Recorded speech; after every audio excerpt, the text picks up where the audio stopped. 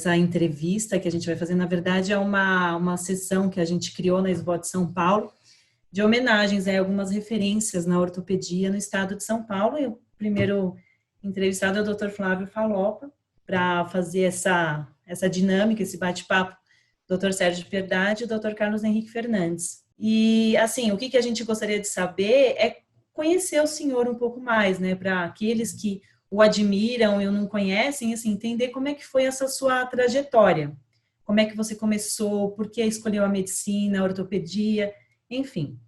Por favor, se o senhor já puder começar a contar um pouco, e Dr. Sérgio e Dr. Carlos, fiquem à vontade em acrescentar o que for necessário. Bom dia a todos, né, Bárbara, o Sérgio Piedade, Carlos Henrique, que são grandes amigos aí da ortopedia, muitos anos a gente trabalhando junto, então acho que vai ser uma coisa assim muito tranquila com esse grupo aqui de amigos.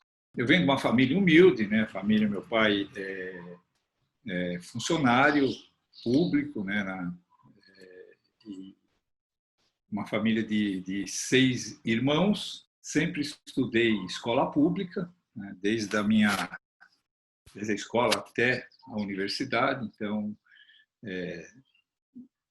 no início, uma dificuldade maior, né, escola pública, você poder entrar numa universidade, mas com a ajuda da família, né, apesar de humilde, eu consegui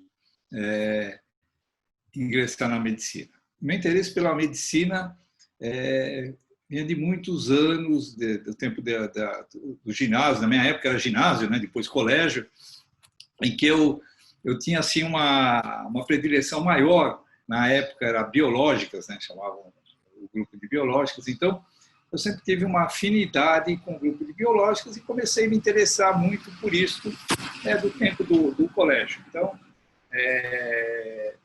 e eu decidi, então, fazer medicina. Não tem ninguém na família médico, mas realmente foi um interesse pessoal em relação a isso. E consegui ingressar na Escola Paulista de Medicina, entrei em 1974, né, chamado vestibular do CECEM, e consegui ingressar na escola. Desde o começo eu trabalhava já como estudante no colégio, eu dava aula particular.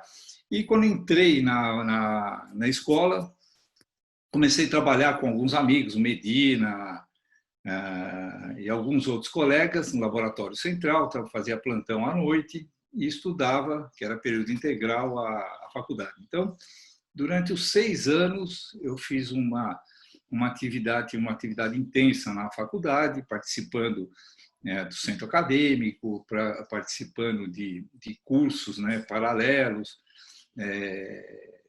banco de sangue, fiz estágio no laboratório onde eu trabalhava nesses 6 anos, fazendo dosagem de gases arteriais, colhia sangue também. No 4º ano, tinha um estágio de ortopedia, que era chamado CEE, que você fazia um estágio remunerado de fim de semana e à noite. E aí um grupo da escola que já trabalhava, que já tinha atividade no Hospital Presidente em São Paulo, eu me interessei e passei e comecei a fazer esse estágio. Foi aí que eu me interessei muito pela ortopedia. Então, a partir do 4º ano, comecei a trabalhar com ortopedistas e fui com plantões de fim de semana e à noite. Então, fiz o 4º, 5º, 6º ano. Quando eu cheguei no 6º ano, realmente eu já tinha uma atividade intensa na ortopedia. Já fazia reduções, já fazia atendimento de pronto-socorro e até pequenas cirurgias. Então, quando eu me formei, eu já tinha uma certa aptidão para ortopedia. E aí foi minha vida inteira. Então, desde então, eu venho trabalhando e fazendo ortopedia, estudando ortopedia. Então, essa é minha vida inicial. Toda essa trajetória, quer dizer, aguça a nossa curiosidade, lógico, mas com uma referência como o senhor. E a cirurgia da mão? Onde que entra essa... Foi uma paixão à primeira vista ou foi sendo construída? Como foi esse caminho para a cirurgia da mão? Pergunta interessante. E E foi antes de fazer a ortopedia, porque, veja, nesse hospital, quando eu fazia esse estágio, lá havia um serviço de acidente de trabalho, tinha um convênio chamado CAT. E eu comecei a trabalhar com um colega, o Abner, em alguns plantões, e ele fazia cirurgia da mão. E aquilo, para mim, é uma coisa que me trouxe assim, um interesse muito grande, porque eu vi aqueles acidentados, muitos acidentes de mão, e muitos com sequelas, indivíduos que perdiam emprego, indivíduos que sofriam muito em relação à sua vida privada por conta de sequelas de lesão na mão.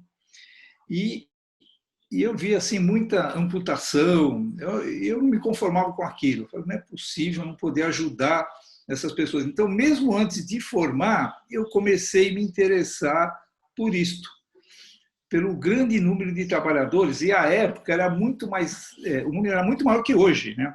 Não havia quase prevenção, lesões de máquina, lesões cortantes, então era um número muito grande de sequelados. Então, quando eu entrei na ortopedia, no primeiro ano de ortopedia, eu já tinha esse interesse por conta dos acidentes de trabalho. E na escola, eu tive o privilégio de conhecer o professor Albertoni. Albertoni e o Vilney Mattioli Leite, eles tinham um ambulatório de cirurgia da mão. Então, dentro da residência de ortopedia, eu já comecei a frequentar o serviço de cirurgia da mão por conta desse interesse prévio. E daí eu comecei, e eles assim, foram muito solícitos, viu? O professor Albertoni, realmente um expert em cirurgia da mão, não tive nenhuma dúvida de seguir essa carreira. Apesar que, dentre as especialidades todas, é que talvez desse menos remuneração, porque só trata de acidente de trabalho, são trabalhadores braçais, mas um treinamento muito grande, né? Tive que treinar cirurgia da mão por alguns anos, microcirurgia. Então, apesar de ser mais trabalhoso, e muitos colegas não queriam exatamente por isso, né? Assim, não tinha um grande apelo, mas eu decidi realmente ingressar e por isso que eu comecei a fazer cirurgia da mão. Eu queria que você contasse um pouquinho como é que despertou a carreira universitária, porque, na verdade, hoje você é o destaque que você é por causa da sua atuação na carreira universitária. Então, como despertou isso? As pessoas que foram mais importantes para você, né? O que foi mais importante para você na sua vida acadêmica? Talvez qual foi a maior decepção? Né? Contar um pouquinho isso para os mais jovens. Bom, Carlinhos, realmente a carreira acadêmica, eu acho que ela, desde o princípio, eu me interessei por estudar, né? Já vinha estudando aí desde antes de entrar, e quando entrei, a residência da escola era uma boa residência, então já tinha esse espírito acadêmico com todos os docentes, né? Como eu falei com o Walter, com o Vilney. O professor Marino era o chefe da então disciplina, que depois virou o departamento. Era um indivíduo que estudava muito, era um indivíduo muito que tinha um interesse muito grande no ensino e na pesquisa. O Mestriner, o Ricardo, a Kira, a Sodré. Então, tinha uma pleiade muito grande de colegas que eu tive esse primeiro contato na residência. Então, isso realmente eu fiquei deslumbrado já desde o primeiro dia de residência com essa atividade. E aí eu tive a sorte de ter o professor Laredo, que foi um indivíduo muito importante para todos nós, né? Do departamento de ortopedia, da então disciplina, que era um indivíduo que estimulava muito a pesquisa. Ele queria que a gente publicasse, que a gente tivesse uma atividade científica importante, não somente assistencial, mas tivesse essa atividade acadêmica. Então, ele estimulou muito. E como eu fazia à mão, o professor Walter Albertoni, também. Então, eu estava com dois indivíduos que me estimularam demais. Então, eu comecei já Quando eu terminei a ortopedia, eu já estava começando o programa de pós-graduação. Na época era ortopedia e cirurgia plástica reparadora.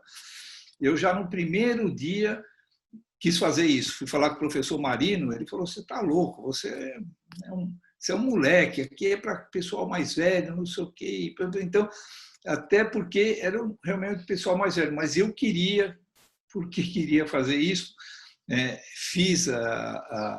ficava como ouvinte nos primeiros cursos de pós-graduação, e foi assim que eu comecei. Tive muito estímulo, realmente, sem dúvida nenhuma, do professor Laredo e do professor Walter Albertoni também. Doutor Flávio, qual era a sua idade nessa época? Bem, quando o senhor começou? Qual era a sua idade? Bom, eu vou...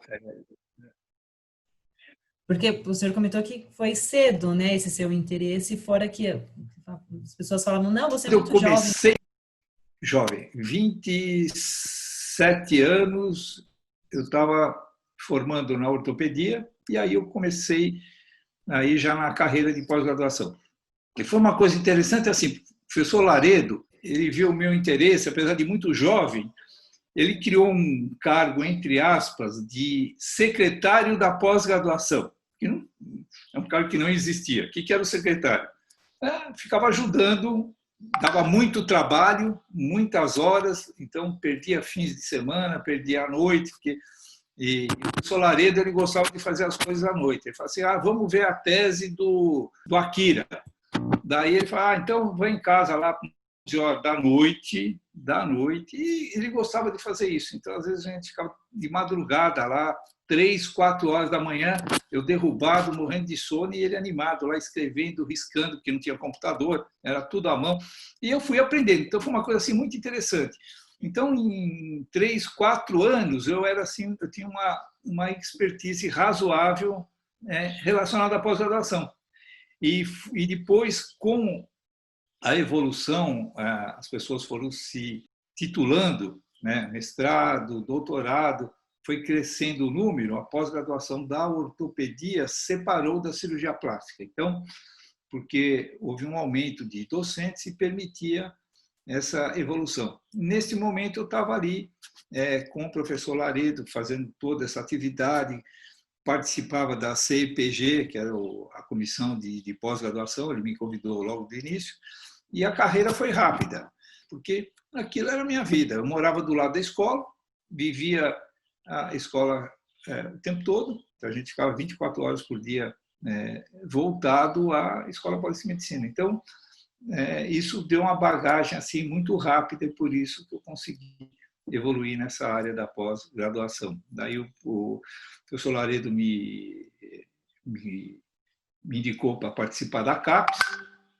Eu fui muito novo também, com o pessoal mais velho das universidades. Eu era certamente talvez o mais novo lá na comissão da CAPES, de avaliação da CAPES, que era chamada Medicina 3, que é o que avalia a área de cirurgia geral, e a ortopedia estava incluída aí neste grupo.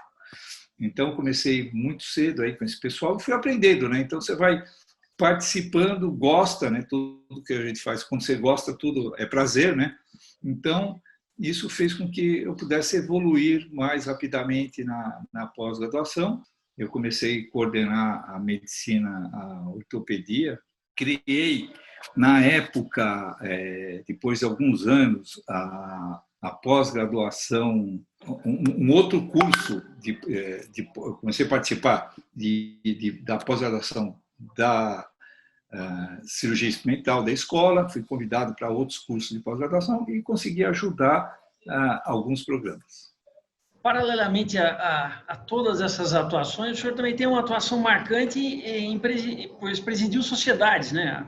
A Sociedade Mãe, né? A Sociedade Brasileira de Ortopedia e a Sociedade Brasileira de Cirurgia da Mão.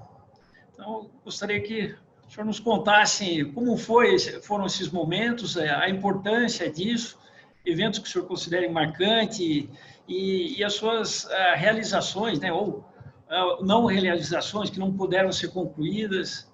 Deixa eu contar essa passagem por essa presidência dessas duas sociedades. Sérgio, realmente essa atividade acadêmica, ela está muito ligada também à associativa. Você começa a participar de eventos, começa a participar de congressos. Então, eu tive o privilégio de conviver, e convivo até hoje com o professor Albertoni. Então, assim que eu terminei a ortopedia, eu fiz cirurgia da mão. E o professor Albertoni, ele já tinha uma atividade intensa na Sociedade Brasileira de Cirurgia da Mão. Ele era secretário.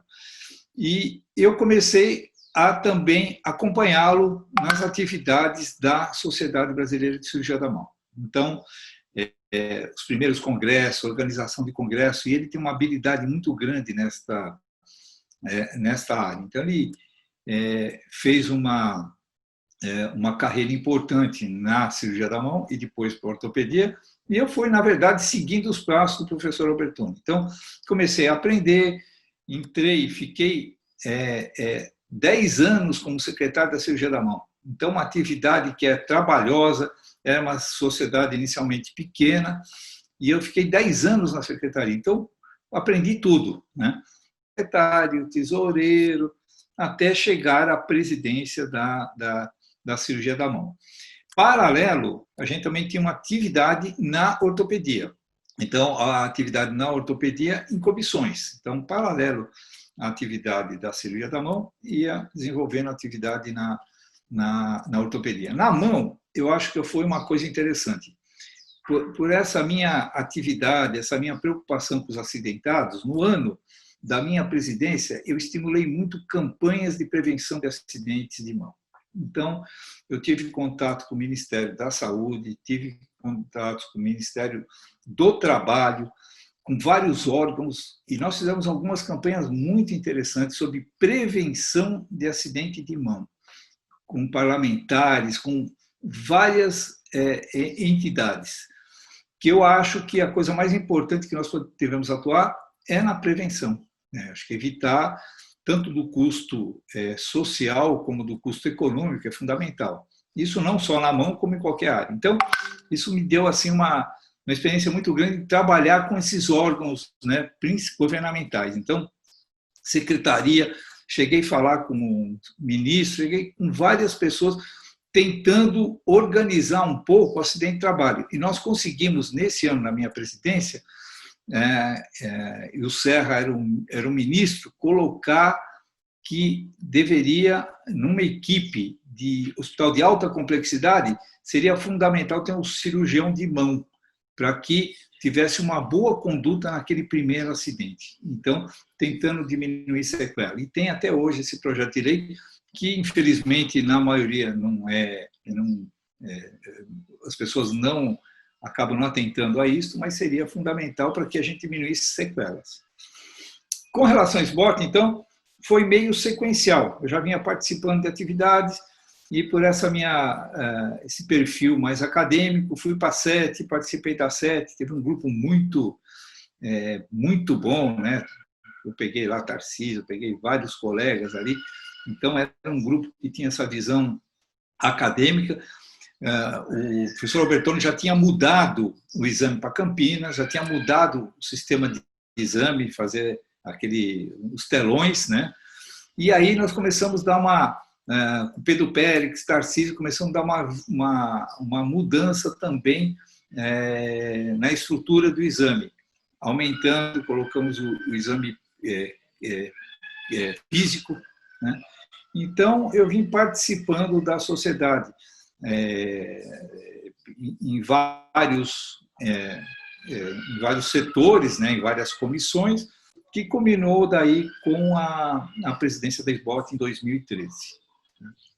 A presidência da SBOT em 2013 foi marcante, você perguntou, fato marcante. Foi o ano do mais médicos, foi o ano que entrou mais médicos. Então, foi uma verdadeira... A minha gestão, eu deixei até de viajar para o exterior, que o presidente representa aqui e lá, porque eu fiquei praticamente voltado no país, a sociedade tinha que se envolver.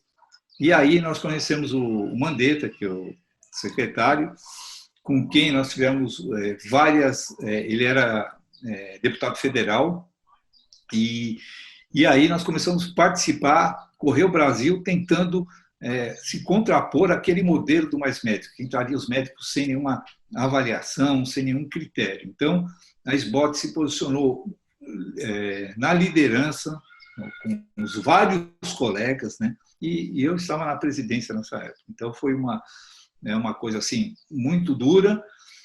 Passou, então você perguntou de frustração. Frustração foi da nossa luta incansável, que até hoje, né, luta pela especialidade, e não ter conseguido barrar esse projeto. Se eu não me engano, na SBOT de São Paulo era o Dr. Fujiki, o presidente. E assim, eu tenho foto que eu fui com vocês nas passeatas na Paulista e tem foto do senhor Flávio Falopa com o Dr. Fujiki juntos, né? E a gente divulgou isso na revista da SBOT de São Paulo. Então, eu acho que a gente consegue trazer aí para relembrar esse momento marcante mesmo. Eu lembro da luta da classe ortopédica, ficou muito forte em todas. São Paulo atuou muito bem também aqui, eu acho que todas as regionais. Falando em regional, doutor Falopa, eu vi aqui no relatório, o senhor, na sua gestão, foi feito o primeiro Fórum Nacional das Regionais, né? Que foi assim, hoje em dia é uma reunião que acontece todos os anos já, enfim, mas foi na sua gestão que começou aí essa ideia de cada vez mais trazer as regionais para próximo da SBOT, porque, na verdade, todo mundo junto aí por um só objetivo, né? Exatamente. Esse é um legado do professor Laredo. A SBOT deve muito ao professor Laredo, porque quando ele assumiu a presidência, havia muito pouco estímulo às regionais. E ele foi um lutador, ele correu esse país, eu estava ao lado dele, então eu acompanhei de perto o estímulo às regionais, principalmente do Norte e Nordeste. Então, o Sudeste ainda tinha estrutura melhor, mas o Norte e Nordeste não. Então, ele procurou ajudar, ele criou realmente regionais nesse país. E nesse ano de 2013, você lembrou muito bem o Fujiki, grande companheiro, então ele até hoje sempre lutando, defesa profissional, sempre voltado a isso, e meu mote foi defesa profissional, já era defesa profissional. E aí, como nós podíamos nos posicionar como sociedade? Exatamente através das regionais. Então, voltando àquele espírito do professor Laredo, tentar organizar. O país cresceu muito, as dificuldades eram muitas. Então, o fórum foi realmente uma ideia para poder agregar as regionais, cada um com suas particularidades, mas o problema nacional era maior. Então, eu acho que foi uma coisa interessante, um marco interessante que veio, foi melhorando através dos tempos, né? E até hoje nós temos na diretoria um diretor voltado às regionais, que eu acho que são, na verdade, nós somos uma grande federação, as regionais são fundamentais. Só para ainda falar em defesa profissional, eu acho que a SBOT foi nesse momento, até a SBOT assumiu uma liderança nacional, né? E o Mandetta, realmente, ele veio com esse espírito aí de tentar melhorar essa ação da saúde como um todo, e principalmente dos médicos, e no caso, os ortopedistas, a briga inicial. Então, eu acho que foi fundamental isso daí no estímulo da defesa profissional no país como um todo. Então, ele sempre brigou por isso, né, para que a gente tivesse uma atividade política, porque faz parte da nossa atividade. E o médico, ele deixou isso para trás, ele deixou em segundo plano. E daí nós começamos a receber de cima para baixo, o médico deixou de ser ouvido e ele conseguiu, e nossa profissão foi piorando cada vez mais do ponto de vista econômico e do ponto de vista de qualidade de trabalho. Então, eu acho que essa luta é uma luta muito importante. E aí, a ortopedia nacional, ela tem feito isso. Então, eu sou Sobânia, Cunha, Albertoni e tantos outros presidentes, né? Sem dúvida nenhuma, têm assumido essa bandeira. O que o senhor acha que é interessante para a SBOT de São Paulo? O senhor tem alguma sugestão, pontos que o senhor acha que a SBOT de São Paulo está caminhando de forma caminhando bem nesse processo de interação, não só com o colega ortopedista, mas mesmo com a população, as ações que a SBOT São Paulo tem feito. Gostaria da sua avaliação. Bom, SBOT São Paulo, eu acho assim, as regionais, você perguntou muito bem, né? Veja, a SBOT é a soma das regionais, então, sem dúvida nenhuma, nós devemos ter todas as regionais deveriam ser fortes para que a SBOT nacional fosse forte. Ela tem que ser isso. Eu acho que é fundamental esse papel do fortalecimento das regionais. Particularmente a SBOT São Paulo, até pelo número de ortopedistas. Nós temos aí um número, aí 40%, cerca disso, de ortopedistas em São Paulo. Ela tem a obrigação de participar muito ativamente da SBOT nacional, como ocorre realmente. Então, agora eu vejo o seguinte, a SBOT São Paulo, aqui é como se fosse um verdadeiro país. Você pegar as várias regiões, as várias cidades são, às vezes, tem um número maior de ortopedistas do que até alguns estados. Então, você pegar grandes regiões, Campinas, Ribeirão, São José do Rio Preto, e Marília, e assim por diante, Vale do Paraíba, Litoral, são grandes centros, né, de ortopedistas. Então, eu acho que assim não é fácil organizar. Então, a Regional São Paulo, ela tem realmente um caráter quase que parecido com a SBOT nacional aqui em São Paulo. E eu acho que até poderia ser, a participação é grande, né? A dificuldade também é muito grande. Então, baseado nesses polos regionais, eu acho que ela poderia ter até uma ação maior do que ela tem. Eu acho que assim acaba tendo uma participação até menor, principalmente dos centros universitários, que poderiam ser mais participativos e ajudar mais a SBOT São Paulo. Isso traria um crescimento maior do ponto de vista científico, do ponto de vista acadêmico e do ponto de vista dos congressos mesmo. Porque nosso congresso é um bom congresso, mas o potencial era ser um congresso mais, ter uma participação maior do que tem, o que eu vejo. Quando foi em 2013, e nós fizemos isso com a Regional São Paulo, e o Fuji, que teve uma participação importante, eu lembro muito bem, nós tentamos fazer exatamente, trazer esses centros de treinamento, esses hospitais universitários, essas universidades, para que houvesse um COTESP mais forte do que ele é, mais forte assim, com a participação. O que eu vejo é que é uma divisão muito grande, né? Tem um número muito grande de eventos, então isso acaba dificultando. Tem um evento nacional, tem um evento das especialidades, tem os eventos dos hospitais, tem os eventos, então você vai tendo uma série muito grande de eventos e acaba competindo um pouco com a Regional São Paulo e acaba competindo com o COTESP.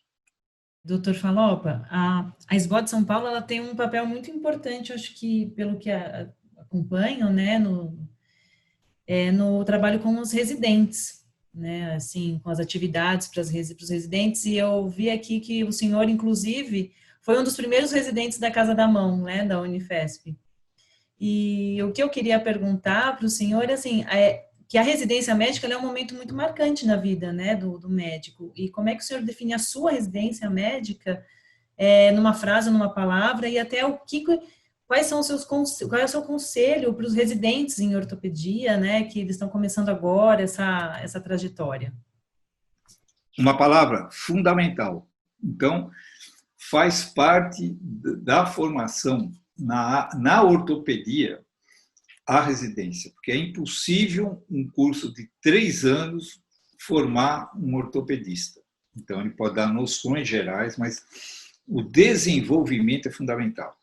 O que é a residência? Residência é o ensino em campo, não é teórico. Então, esta formação ela vai ocorrendo progressivamente. Então, o indivíduo que fez uma artroscopia, ele vai ter menos habilidade do que o que fez 10 do que o que fez 100. Então, esse trabalho de formação é fundamental na residência. Eu acho que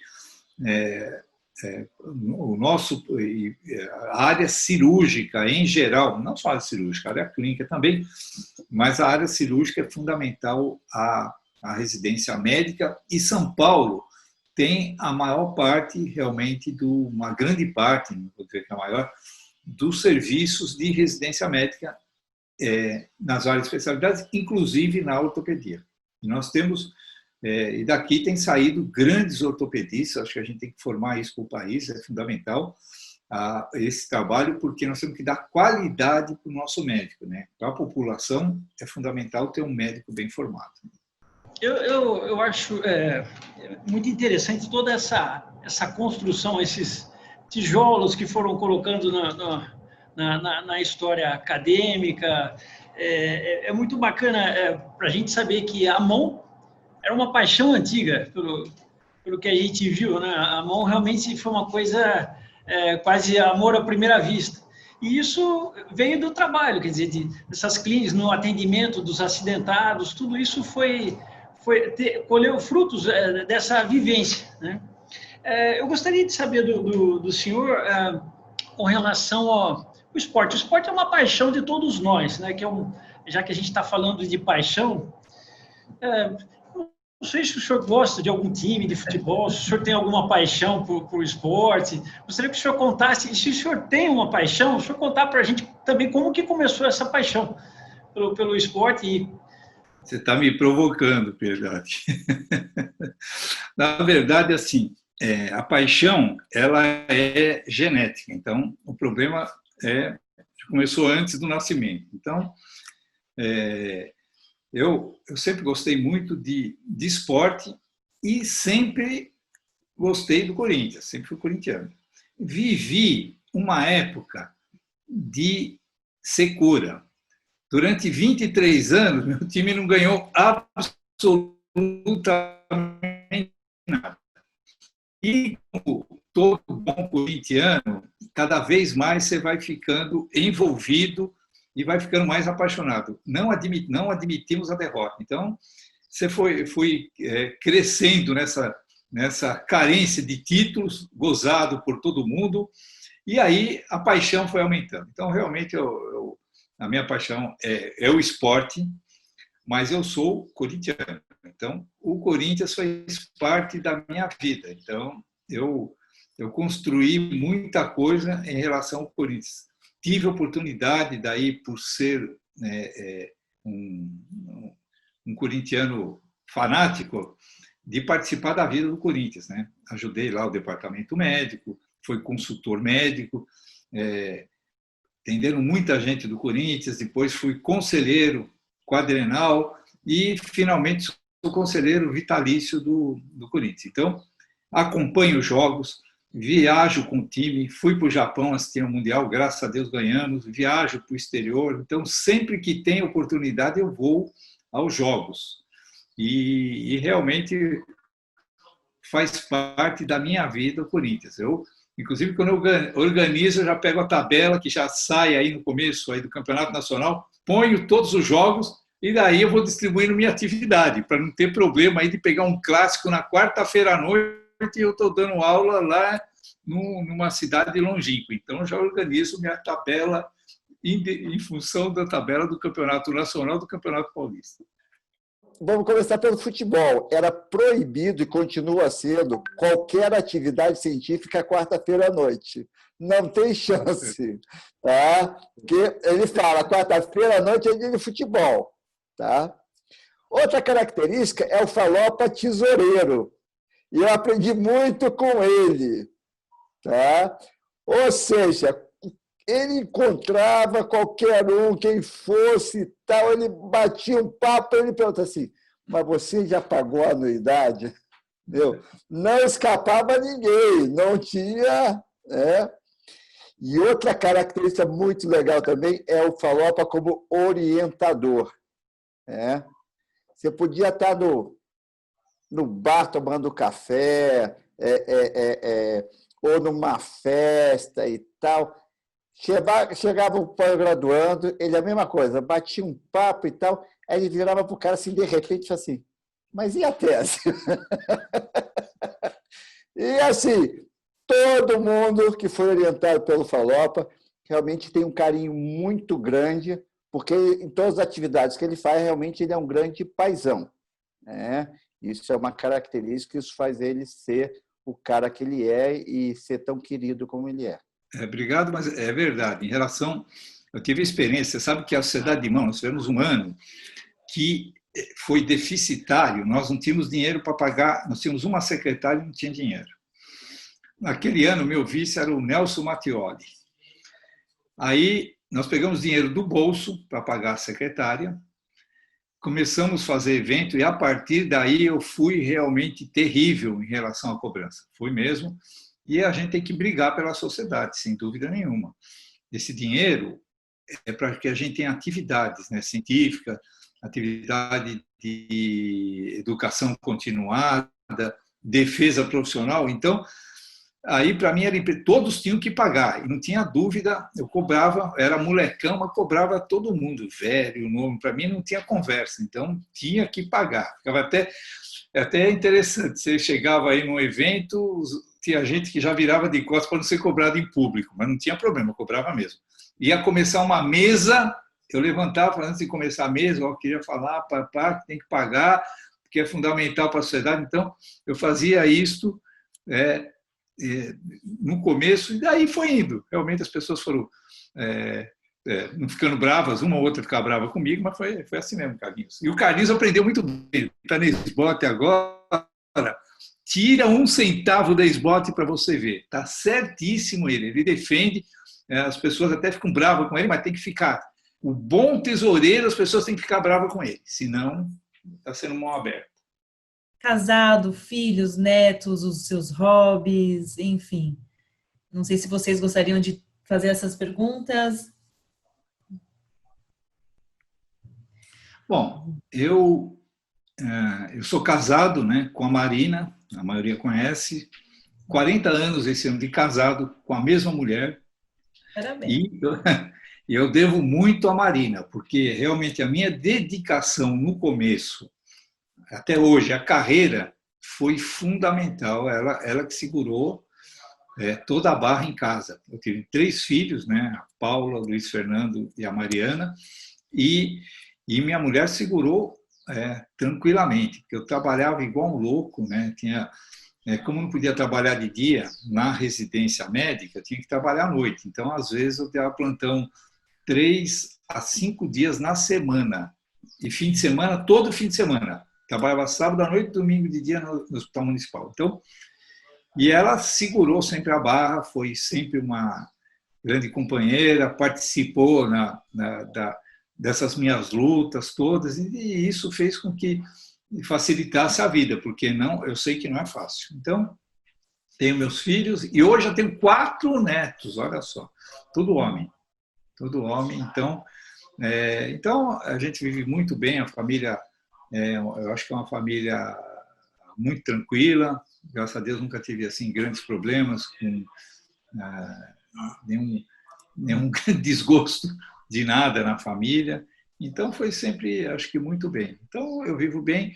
De hobby, eu gosto muito de futebol, como eu falei. Meu hobby sempre foi, né, em futebol, em estádio. Então, sempre que eu posso, eu vou em jogo, né? Fim de semana, invariavelmente, eu estou acompanhando o time, se não é muito longe, se dá para viajar, eu viajo. Em São Paulo, vou quase que 100%, vou em jogo. E estou aprendendo agora internet, essas coisas que eu não era muito fã, né? Preferia ler mais livros, estudar, né? Estudar faz parte da vida. Isso daí não sei se é vício, é hobby, né? Mas se acostuma, então você vai. Sempre estou fazendo alguma atividade de fim de semana, né? Lendo tese, lendo trabalho, lendo essa atividade. Até uma das perguntas seria qual é o seu livro favorito? Pelo jeito seriam livros, né? E teria que dividir em áreas. Olha, eu vou te falar, eu acho que eu não sou muito culto em ler livros, porque eu leio muito medicina. Talvez esse seja um defeito. Então, eu leio muito. Eu leio trabalho, Covid, por exemplo, eu sei muito de Covid, porque eu comecei a ler, porque é o que tem aí agora, comecei a aprender, comecei a ler, e me interessa. Então, me interessa até por outras áreas da medicina, né? Saúde mental, li bastante, porque você vê que é um problema sobre drogas, Então, eu leio muito sobre a medicina. Minha mulher até brinca comigo. Minha mulher lê muito, minha mulher é muito culta, muito mais culta que eu nesse aspecto. Então, ela fala, não, mas você precisa ler alguma outra coisa. Então, de vez em quando, eu pego um outro livrinho, mas não tem jeito, eu acabo... porque tem tanta... Não dá para ler nem a ortopedia, eu não consigo nem ler mais a ortopedia. Tem tanta coisa que sai todo dia que é infinito. Então, e virou assim para mim, ficou tranquilo, que eu gosto, né? Então, eu leio medicina e de outras áreas também. O senhor teria um sonho ainda que não realizou? Eu acho que eu estou em relação à minha... Veja, eu gostaria, assim, pessoal, eu acho que eu fiz tudo que eu gostaria. Eu gostaria de ver uma melhora no país como um todo, porque eu acho que o país tem que ter uma melhora. Essa é a mais dificuldade, né? Principalmente na área de ensino, na área acadêmica, eu vejo as universidades públicas sofrendo muito. Então, hoje eu tenho participado um pouco mais ativamente disto, que eu acho que a academia, a parte comercial, ela está suplantando muito a parte acadêmica. Eu vejo isso com preocupação. Então, eu acho que eu gostaria de ver uma mudança no país, uma mudança da própria profissão dos médicos. Eu vejo hoje, com tristeza, que os mais jovens, que deveriam estar na luta de frente, brigando para que brigando junto ao Congresso Nacional, para que aprovasse leis que interessam a nossa profissão, que interessam a medicina, não estão. Quem está brigando são o pessoal mais velho. É inacreditável. Então, hoje, essa avaliação do pessoal dos médicos estrangeiros, você veja, é um problema muito sério. E quem está brigando? São os mais velhos, o mais jovem, que vai mexer com a profissão dele, com o ganho dele, com o trabalho dele, ele não está se envolvendo. Então, eu vejo com preocupação isso. É a educação, né? Primordial para a gente mudar um país. Exatamente. Não tem nada. Eu acho que é isso, se os senhores tiverem mais alguma questão, doutor Tafalopa, também, se o senhor quiser acrescentar algo. Eu queria primeiro agradecer, eu acho que foi o Sérgio Piedade e o Carlos Henrique, que são meus amigos, né? Então foi um bate-papo. Pena que isso não pode ser pessoal, porque seria muito mais agradável.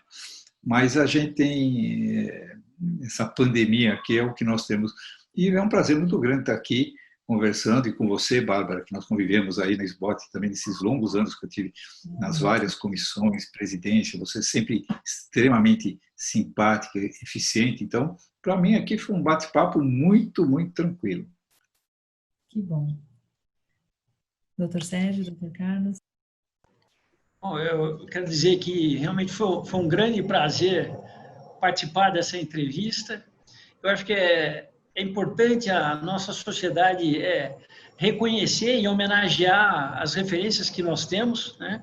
Então, foi um papo extremamente agradável. Eu agradeço o professor Falopa e os colegas. Foi muito, muito bacana, foi muito bom. Eu acho que começamos com o pé direito. E é uma verdade que nem a Bárbara falou, educação é fundamental, né? E história, né?